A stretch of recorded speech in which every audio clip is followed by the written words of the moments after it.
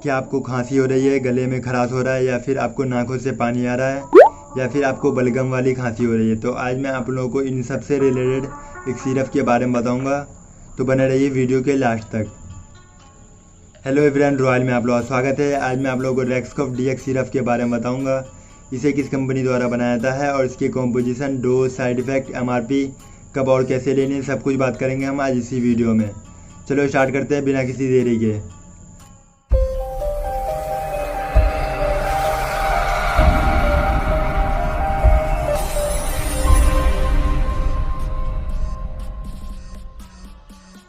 अगर मेरे चैनल को अभी तक आपने सब्सक्राइब नहीं करा है तो सब्सक्राइब कर लें और बेल आइकन को दबाना ना भूलें, ताकि अगली आने वाली वीडियो का अपडेट सबसे पहले आपको मिल सके। रेक्सकॉफ डीएक्स सिरप एक सिप्ला कंपनी द्वारा बनाया गया वो प्रोडक्ट है, और इसके कॉम्पोजिशन की बात करें तो इसके अंदर डेक्स्ट्रोमेथोर्फिन और क्लोरफेंडामिन होता है। डेक्स्ट्रोमेथोर्फिन 10 mg में होता है और क्लोरफेंडामिन 2 mg में होता है।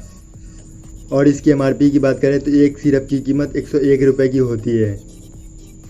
एक सिरप के अंदर 100 ml होता है। रेक्सकॉफ डीएक्स सिरप सभी मेडिकल स्टोर पे अवेलेबल है और ये आपको ऑनलाइन भी मिल जाएगी। रेक्सकॉफ डीएक्स सिरप के फ़ायदे की बात करें तो Rexcof DX syrup is a combination medicine. It is used in the treatment of dry cough. It relieves allergic symptoms like running nose, throat irritation.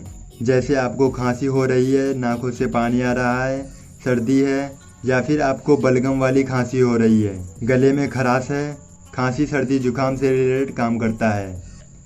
रेक्सकॉफ dx का प्रयोग बिना डॉक्टर की सलाह के बिल्कुल भी ना करें। रेक्सकॉफ डीएक्स के साइड इफेक्ट की बात करें तो अपसेट स्टोमच, नींद आना, वैसे ये सब हमेशा नहीं होता है। अगर आपको ऐसा कुछ होता है या इसके अलावा और कोई दिक्कत होती है तो आप अपने नज़दीकी डॉक्टर से मिलें। कब आपको रेक्सकॉफ डीएक्स सिरप का प्रयोग नहीं करना चाहिए? जब आपका कोई और इलाज चल रहा हो, या फिर आप प्रेगनेंसी में हो, या फिर आप कोई और विटामिन का प्रयोग कर रहे हो, तब आप अपने डॉक्टर से पहले इसके बारे में सलाह लें, उसके बाद ही रेक्सकॉफ डीएक्स का प्रयोग करें। रेक्सकॉफ डीएक्स के डोज की बात करें तो वैसे ये TDS होता है, जैसे कि एक चम्मच करके दिन में 3 बार लेना होता है।